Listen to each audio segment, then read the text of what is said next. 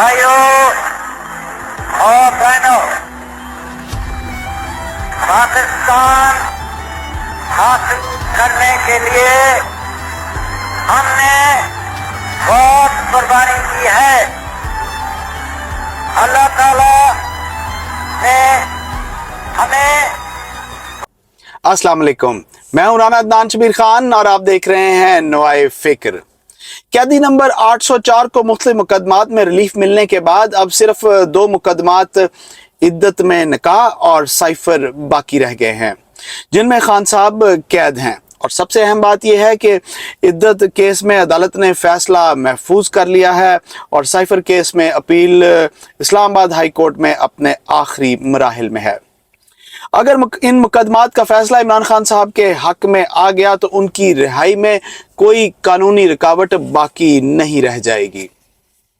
पाकिस्तान तहरीक इंसाफ के जो सियासी रहनुमा पार्टी को छोड़ गए थे वो अब वापस आने की कोशिशें कर रहे हैं। इमरान खान और पाकिस्तान तहरीक इंसाफ के बयानी को सपोर्ट करने के लिए मुख्तलिफ सोशल फोरम्स पर, ख़ास तौर पर ट्विटर अकाउंट जिसे अब एक्स कहते हैं, उस पर अच्छी पॉजिटिव ट्वीट्स कर रहे हैं ताकि खान साहब को किसी तरीके से खुश किया जा सके। पंजाब के डाकू चौधरी साहब भी रिहा हो चुके हैं। हमाद अजहर और कुछ और सियासी रहनुमा जो के रिपोर्ट थे, उनको खान साहब ने ऑर्डर दे दिया है कि आप मार्केट में वापस आ जाएं। पाकिस्तान तहरीक इंसाफ गेयर अप हो रही है, अलाइंसेस बनाने की कोशिश की जा रही है। मौलाना डीजल साहब से जो मुलाकात हुई थी इनकी, उसका रिजल्ट अभी तक आउट नहीं हुआ, लेकिन सुनने में यही आ रहा है कि वो रिजल्ट पॉजिटिव शायद ना हो। रऊफ हसन साहब पर हमले के बाद खान साहब ने एक ऐलान किया है कि जनाब वो बहुत जल्द एक कॉल देंगे अवाम को कि वो सड़कों पर आ जाएं। दूसरी तरफ वफाक और केपीके की हुकूमतों में भी तनाव बढ़ता चला जा रहा है और गंडापुर कलाउन साहब पूरी तरह सुल्तान राही के रोल में मौजूद हैं और बढ़के मार रहे हैं। वज़ीर आज़म की सदारत में SIFC की जो एपेक्स कमेटी का इजलास 25 मई को शेड्यूल है, उसमें CM KPK को इनवाइट ही नहीं किया गया। अली अमीन गंडापुर को मिस मार दिया गया है, जबकि बाकी वज़राए आला जो हैं उनको दावत दी गई है।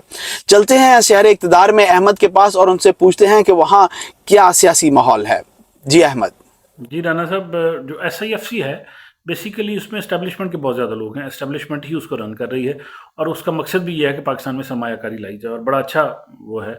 और उससे ये है कि जो भी इन्वेस्टमेंट लेके आएगा उसको कोई मुश्किलात नहीं होंगी, उसको फ़ौरन उसके काम करवा दिए जाएंगे। पहले काम फंस जाते थे, लोग रोके बैठ जाते थे तो फंस जाते थे। अब SIFC ने काम शुरू किया है तो इन्वेस्टर आना रुक गए हैं। सऊदी अरब नहीं आ रहा, बाकी अब जैसे आ जाएंगे ये वाले इन्वेस्टर, UAE आ जाता है, अगर सऊदी अरब भी कुछ पल्ला पकड़ा दे तो उससे क्या होगा कि SCFC उनको चलाएगा। तो जब इस्टेब्लिशमेंट की बैकिंग आ जाएगी तो फिर वो कोई भी अदलिया की तरफ से कोई पंगा आ गया, बाकी चीज़ों की तरफ से कुछ इशू आ गया, तो वो सारी की सारी चीज़ें रिजॉल्व हो जाएंगी और वो चीज़ें बेहतर और जल्दी होना शुरू हो जाएंगी। तो SIFC ने अपने साथ, या गवर्नमेंट ने ये फैसला किया कि वो गंडापुर साहब को, बाकी CM बैठेंगे, गंडापुर साहब भी बैठेंगे, तो ये एक अफसोसनाक अमर है। सुबह फिर वो गंडापुर साहब भी आगे से रिएक्ट करेंगे, वो भी फिर कुछ एक्शन लेंगे।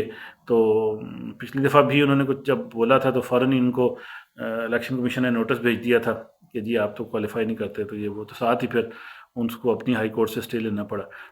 तो बहरहाल इस तरह का फिर पंगेबाजी चलती रहेगी, जो कि वफाक के लिए भी बेहतर नहीं है और गंडापुर साहब के लिए भी बेहतर नहीं है। सुलह करके साथ चलें तो ज़्यादा बेहतर है, सूबे के लिए भी और इक़्तिसादी सूरत हाल के लिए भी और मुल्क के लिए भी। उधर यास्मीन राशिद साहिबा की तबीयत बहुत ज़्यादा ख़राब है और अपील की गई है कि जनाब उनको रिहा कर दिया जाए ताकि उनकी तबीयत में बेहतरी आए, तो अल्लाह उनको सेहत दे। बहरहाल जो ये PTI की कह लें कि सिचुएशन थी गंडापुर साहब के हवाले से, जो इस्टेब्लिशमेंट की तरफ से कुछ रिलैक्सेशन खान साहब के केसेस में वो तो हमें नज़र आई है, लेकिन साथ बिठाना वो अभी भी पसंद नहीं कर रहे गंडापुर साहब को या PTI के उन लोगों को जिनसे को बहुत ज़्यादा कोई अच्छे हालात नहीं हैं अभी तक भी इस्टेब्लिशमेंट की तरफ से, और सीधा एक दूसरे को सुना भी देते हैं। लेकिन बहरहाल मेरा ख्याल दोनों साइड से चीज़ें बेहतर करने की ज़रूरत है اور اس لیے بہتر کرنے کی ضرورت ہے کہ یہ ملک کی بہتری کے لیے ضروری ہے. سیاست اور پارٹی کی بہتری اپنی جگہ پہ، ملک زیادہ اہم ہے، دونوں سے بلکہ تینوں سے، ہر ایک سے. تو اگر ملک کے مفاد کو اوپر رکھ کے سوچا جائے تو پھر میرا خیال ہے کہ ہر کوئی یہ سوچ سکتا ہے کہ صلح کر کے اور تمیز طریقے سے رہنا زیادہ بہتر ہے، بجائے کہ لڑائی جھگڑا کر کے اور جھگڑے میں اپنا نام بنوا کے. یہ کوئی مناسب حکمت عملی نہیں بنتی. جی رانا صاحب. احمد، فوج یا اسٹیبلشمنٹ، آپ جو بھی نام دے لیں، ان کے لیے چہرے میٹر نہیں کرتے. ان کے لیے جو میٹر کرتا ہے وہ ہے آپ کا attitude towards Pakistan, attitude towards democracy. ایک طرف آپ روزانہ کی بنیادوں پر ان کو دھمکیاں لگائیں اور آپ کے سیاسی رہنما روزانہ کی بنیادوں پر فوج پر جھوٹے الزامات لگائیں، ان کو برا بھلا کہیں، اور ان سب کچھ ہونے کے باوجود کے پی کے چیف منسٹر اور ان کی کیبنٹ کو پشاور میں کور کمانڈر ہاؤس میں مدعو کیا جاتا ہے، افطاری دی جاتی ہے، بریفنگ دی جاتی ہے، اور ان کو آفر دی جاتی ہے کہ آئیے بیٹھ کر اچھی ٹرمز پر کام کرتے ہیں، ملک کے لیے، قوم کے لیے، آپ کے صوبے کے لیے.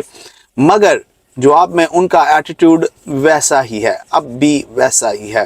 تو پھر میرا خیال ہے کہ پاکستان تحریک انصاف اور اس کی لیڈرشپ کو اپنے رویے پر نظر ثانی کرنی ہوگی، خاص طور پر ان کے جو فالوورز ہیں ان کو بھی، جسے وہ کہتے ہیں کہ خان صاحب نے ہمیں بہت زیادہ انلائٹن کیا ہے، تو خان صاحب کو جو بھی ان کو مشورہ عوام کو دینا چاہیے، ان کے فالوورز کو، خان صاحب کو اور اپنی باقی لیڈرشپ جن تک ان کی آواز پہنچتی ہے، ان کو بتانا چاہیے کہ خدا کے واسطے انتشار کی سیاست کو ختم کریں، کیونکہ خان کے ارادے نیک نظر نہیں آ رہے، وہ انتشار کی طرف جا رہے ہیں، اور ان کو صرف اور صرف انتشار ہی آتا ہے، سیاست نہیں آتی، اور پاکستان اس وقت انتشار کا متحمل نہیں ہو سکتا.